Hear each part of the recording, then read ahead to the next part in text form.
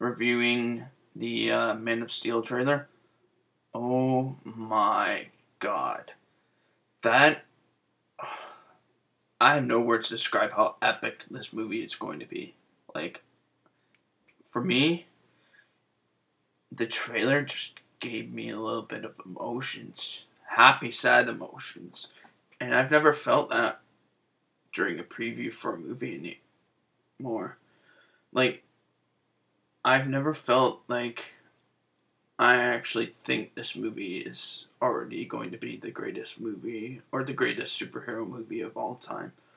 Like, you get that sort of feeling when you watch what happens in the trailer. And to me, I think it's just the greatest example of what a trailer should be. And the example of what a great movie should be. It's not just a comic book superhero movie, it's a movie that everyone can relate to, whether you're a young adult, a teenager, or a nerd like me, or a Superman nerd, for in fact. Superman just means the whole world to me. He is like the fictitious guy I would really want to get to know a lot about more, and I have some of the similar things that he has in the fictional world. Like, he has this sort of, I wouldn't necessarily say disability, but it just makes him so special. And the world isn't ready to accept him yet. And to me, when I find out that I've been bullied and stuff like that, I feel like an outcast. And to me, when Superman feels the same way, I just totally resonate with him. And this trailer just totally resonates within me. Like, it's got the same sort of vibe I was expecting to feel from it, except it's more darker than the Dark Knight trilogy so far from what I've seen. And it's just perfect. It's a perfect trailer for a perfect, or soon to be perfect movie. Now, for my movies, I usually like non-campy films. I do like the Avengers and all my comic book films, but I have put that aside, right? I put that aside as my top list of comic book films. The only really good comic book films I put into the sort of category where they're my all-time favorite films are usually the DC Comics films, because I absolutely love growing up with the Superman movies and the animated series and the Batman animated series and the Nolan films and even the Schumacher films, which I admirably still hate to this day, and even the Tim Burton films. But what I'd really like to thank is, I'd like to thank David S. Goyer, the writer for Superman, and I'd like to thank the executive producer and the director of the Dark Knight trilogy, Chris Nolan, and I would also like to thank Zack Snyder for directing this film. I think this film is going to make him more redeemable than any other film he's ever done. He's had a few flops in the past, but this film is just near perfect. It's probably going to be one of the greatest films of all time. And it's probably going to be one of the biggest box office successes of all time. I won't even be fucking surprised if it knocks Avatar out of the park on the first weekend, because Superman's just what society can relate to, like mostly what nerds can relate to, like me, comic book nerds, comic book lovers and everything. And it's just, this trailer made me a little bit emotional about the things that go on, comparing the things that go on in daily life with teenagers, young adults, and comparing that to what Superman has done, the psychology of it. And it's just amazing how we can relate to it, like, in real life. And this trailer is a dark, gritty depiction of a superhero movie, which I like on a lot of my superhero movies, even though Just the Dark Knight trilogy has been doing that. We'll forget about Green Lantern, because Green Lantern should have followed that suit as well, where society doesn't accept outside beings or people with abilities far beyond our knowledge or capability. Even people with disabilities don't get acknowledged all the time, but they're getting more treatment and more respect. Even gays, lesbians, people who are really special and really cared about and really loved in this world.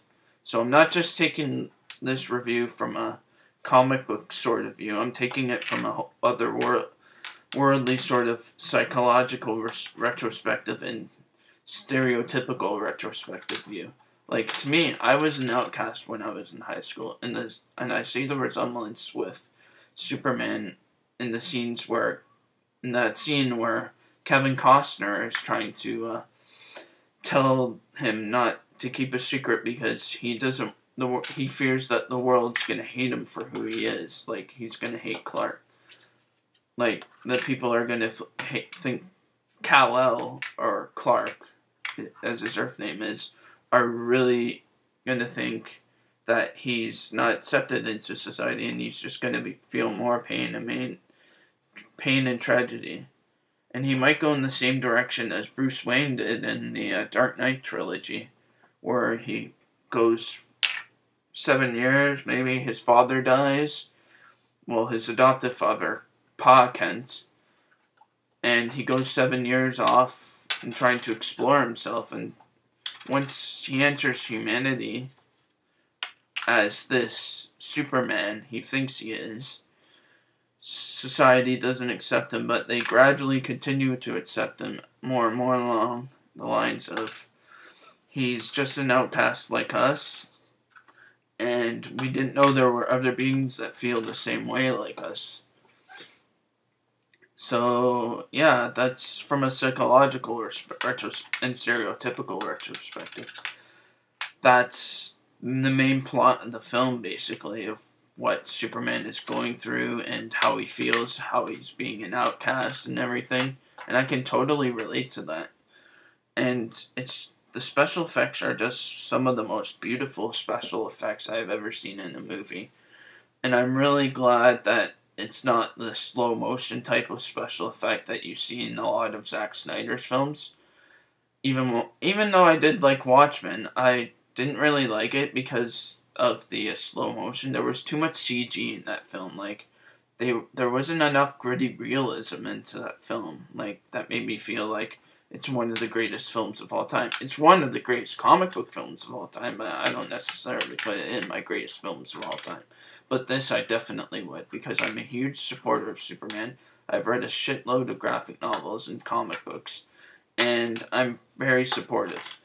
If you want to start reading Superman novels, I'd suggest starting with Jeff Johns' Secret Origin, and either the New 52 or the New Krypton series, where Brainiac brings the city of Kandor, which is the capital of Krypton, into the homeworld of Earth and Metropolis. And that was a really great storyline, and you can definitely see why they were inspired by the first two Superman movies of that.